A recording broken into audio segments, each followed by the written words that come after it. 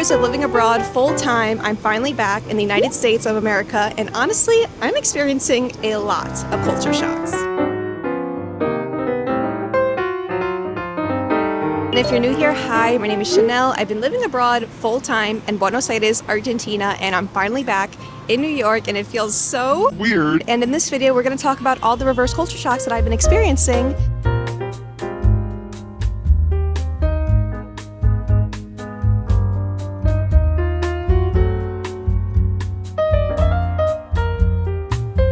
And this culture shock, I honestly think, is going to come as a surprise for so many people. In full transparency, I literally feel more secure with my belongings here than I did abroad. And to put it in perspective, in Buenos Aires in Argentina, pickpocketing and like the possibility of having your phone stolen is so big. But here it's such a luxury that if I put my stuff down, or if I'm vlogging, or if I'm using my phone in the street, the likelihood of someone just snatching it from me, especially in broad daylight, is less likely. Thankfully, it never happened to me though, but I have always been extremely mindful of it.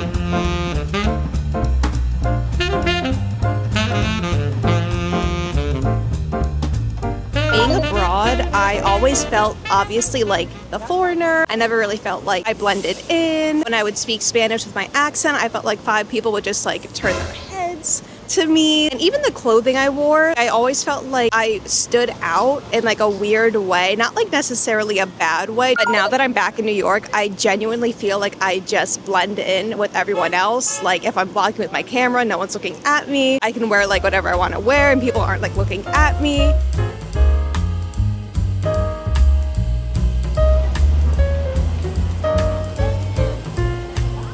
And also another thing too is that New York is so diverse, and I say this in the best way possible. Abroad, at least where I was, there was definitely diversity, but it is not as diverse, obviously, as New York. To like see like so many people here, like I just love that. That's a good culture shock, and I feel like I've honestly been experiencing a lot of positive culture shocks, which I thought I was gonna come back to the US and just be like blown away, like, oh my gosh, like I need to book the next flight out, and I don't feel like that, surprisingly. So it's been a very positive return for me, which I'm really happy about.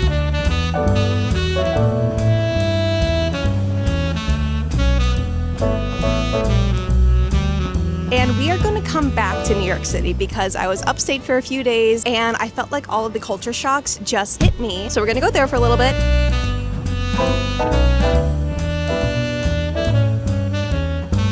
I do not think I talked about this, but when I traveled to the US from Argentina, I traveled on a Thursday, and I did not take a day off of work, which meant I was working on my 5-hour layover in the airport. And as someone who works online while traveling, having data instantly is a non-negotiable for me. Between working in cafes and in airports, I finally discovered the ultimate travel hack that keeps me connected, and it's installing an eSIM. An eSIM is a digital SIM card that you can download to stay connected while you travel. The Discover Plus eSIM from Arlo is perfect for digital nomads and travelers. Arlo is the first and leading eSIM store on the market. With its global coverage, it works everywhere. Just install it once and you can connect in 137 countries. You can call, text, and use data all from just one number. And the best part is that it has a year-long value. With just one eSIM, you have 365 days of worry-free travel. So install Arlo today so you can stay connected wherever you travel. And use my code Chanel3 to get $3 off your first Discover Plus eSIM. Thank you to Arlo for sponsoring today's video and for keeping me connected wherever I travel.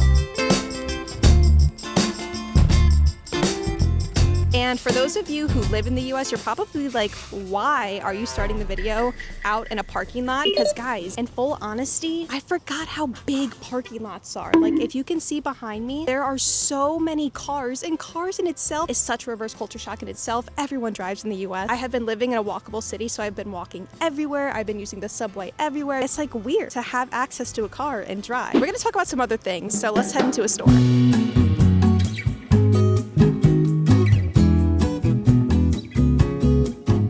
We all know that in the US, the food isn't the most healthiest or the most natural, but I forgot how many options there are of things. Like, can you look behind me and see how many drink options there are? And this isn't even the most surprising aisle to me. The snack aisle is literally crazy. see. Like, no matter what preference you like, there's a snack for everyone. And I forgot how big snacking culture is in the US, because abroad it's not always like that. Like, I feel like they eat bigger meals, but like, do you see all of the snacks behind me? I always loved snacking, but I never realized how easy it was to just buy snacks because there is such a variety. Speaking of food, one of the things I noticed while coming here, like literally stepping off the plane and having some of my first few meals, was how salty everything tasted. I always felt that the food abroad, especially in Argentina, was so natural. Here, I was almost sick because all I could taste was the salt in the food. And I don't think I ever realized how salty the food actually is.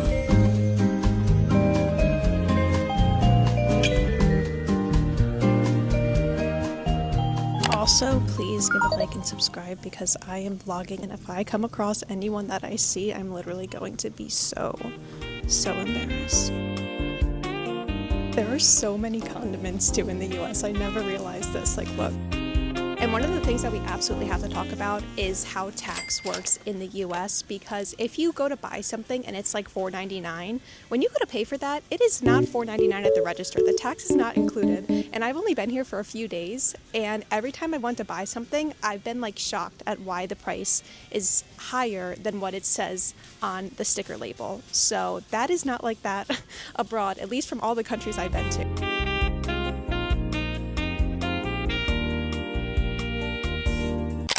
Why did someone just put the fried chicken with the socks? Someone just left fried chicken here with the socks. So there's so much more to talk about. It's not just all about food and being in stores. But I feel like when a lot of people think of the US, they think of like food and snacks and unhealthy food and processed everything and XXL drinks. I had to start in the store, but let's go somewhere else.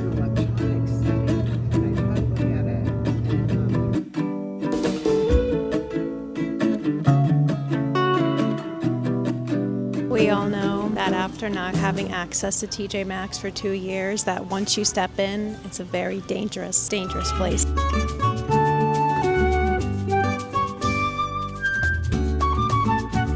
Also, I have been living the last 2 years in Argentina, and the prices have closed there. I have like not been able to buy as many clothes as I would like to. But here in TJ Maxx and in so many places in the US, the clothing is just so affordable. Like being able to buy a t-shirt, even if the quality isn't the best, for like $3 is like unheard of in Argentina. But maybe like in Europe and in other places, yes, especially if you have like fast fashion stores. But like I'm on like such a shopping spree because I have not been able to buy like anything for the past 2 years. And I'm so excited.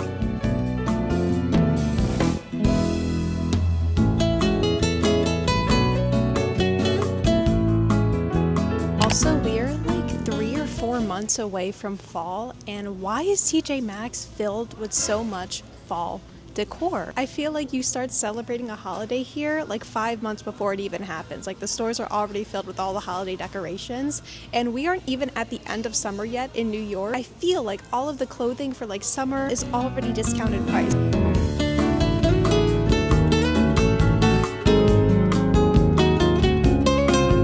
This isn't a shopping vlog, but like I think I'm looking at one of the most stunning pieces of artwork I may have ever seen. Like, are you kidding? Is that not the most beautiful thing like you've seen? And the price is pretty fair. A lot of these culture shocks stem from the fact that I was in Latin America, and maybe they wouldn't be as prevalent as if I was in Europe or Asia or somewhere else. But like the fitting rooms, and a lot of the culture shocks that I'm talking about are literally like things that I took for granted that I completely forgot how amazing they are. It feels good though when we walk outside.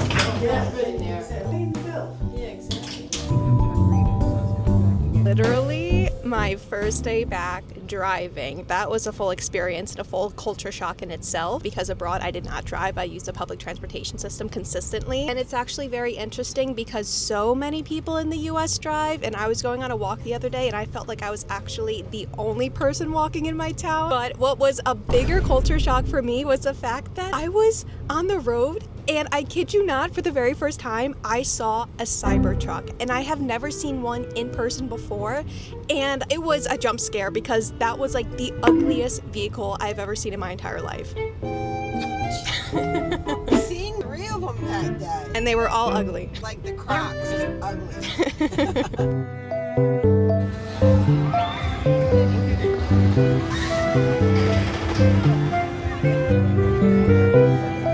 So we're at the fair right now, and another thing that's shocking me since I've been back in the US is how many American flags there are literally on everything. Like, there's flags right there. There's flags on almost every single ride. Very interesting. I forgot how many US flags there are on so many things.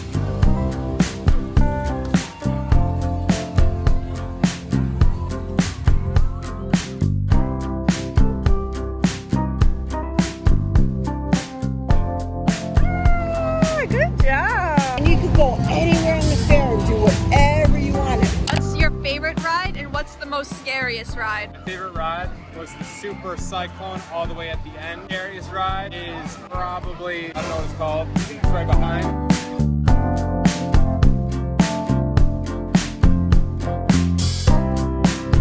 What's your favorite fair food? That's a good one.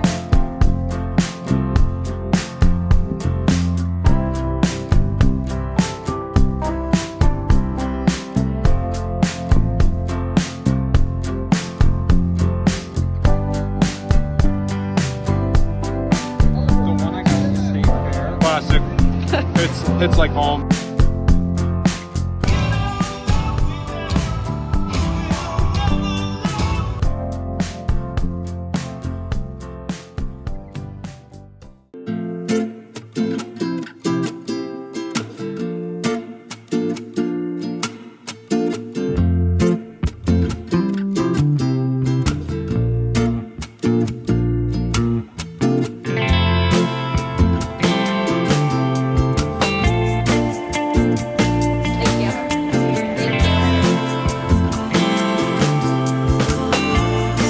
That the US is the hub for fast food in the world, and honestly, is it the greatest thing? Probably not. Not the most healthiest food, but when you're driving trying to get somewhere and looking for a bite to eat, you actually have options. Like, should you be eating it every day? No. But like when you're in a pinch, it's pretty useful. And I just had Dunkin' for the first time, and I think probably over 2 years. I do still need to get the Sabrina Carpenter drink, so I'll have to come back and try that. And abroad, specifically in Argentina, the cafe culture there is insane. If you want to go to a cafe and hang out, you're not just like grabbing a coffee and taking it to go. You're gonna sit in the cafe for a really long time doing work or reading or talking with friends or just like enjoying that coffee. Here, the grab and go, take it to go, drive-through culture is huge, which I'm not a fan of. Like, the inside of that Dunkin' was so nice and literally no one was in there, so that's like a little bit surprising. Indoor spaces, even if they are nice, I feel like they aren't that utilized. If you're sitting down in the US to eat dinner or whatever it is, it's like once you're done with your meal, you're out, or like the waiters are like already kind of pushing you out of the restaurant.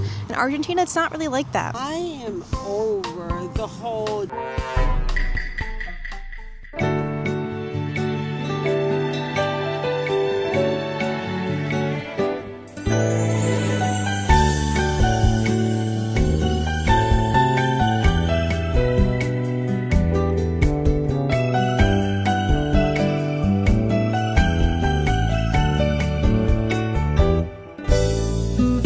I think sometimes that I forget how pretty New York can be. We're walking over a bridge right now and you can just see like the Hudson River, you can see all the nature, and it's just really stunning. This used to be an old train bridge and they've converted it into a walking path for people to walk on. And it's so pretty. And I think one of the strangest things that I felt abroad, and I think I already mentioned this, is that I didn't really felt like I fit in, obviously, like I'm from a different country. Since I've come back here to the US, like I also kind of don't feel like I fit in as much as I used to, if that makes sense. Picked up so many other cultural customs that are so important to me and that like I can't imagine living without now. And coming back to the US, like I feel like my perspective is different, how I live is different, things I prioritize are different, how I view things are different. And I feel like I don't entirely fit in with US culture, and I feel like I don't entirely fit in with the Argentine culture. So it's kind of strange. Like I feel like I'm kind of in the middle between both. And I think a lot of people who study abroad or live abroad or travel abroad and go back to their home country, especially like their hometown, especially if you live like in a small hometown, can relate to this completely. Like you change a lot while traveling the world and being abroad. And if you've traveled abroad and you're back in your home country and are experiencing anything similar, let me know how you're dealing with that down below, because I just feel like I'm in the middle.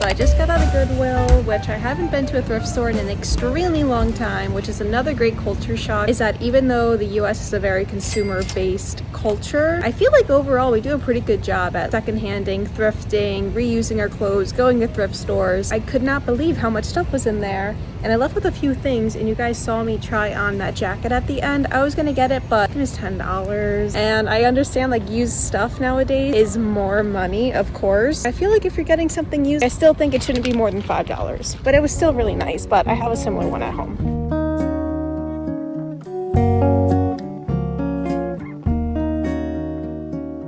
One thing I am grateful for in the US is that there are so many places to fill up your water bottle with clean, drinkable water.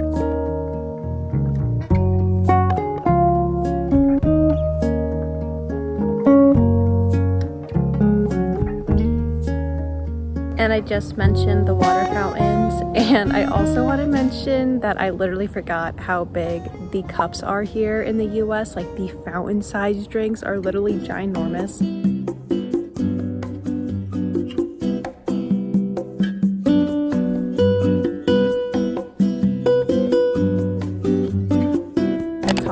About my reverse culture shocks. We traveled New York City, we went across New York State, and even up until this point right now, I'm still experiencing a reverse culture shock every single day. After being out of the US for so long, you kind of forget what is normal and what you used to be used to. So it's been a really interesting return. And if you did enjoy today's video, please be sure to give it a like, leave me a comment down below, and subscribe to the channel if you have not done so already.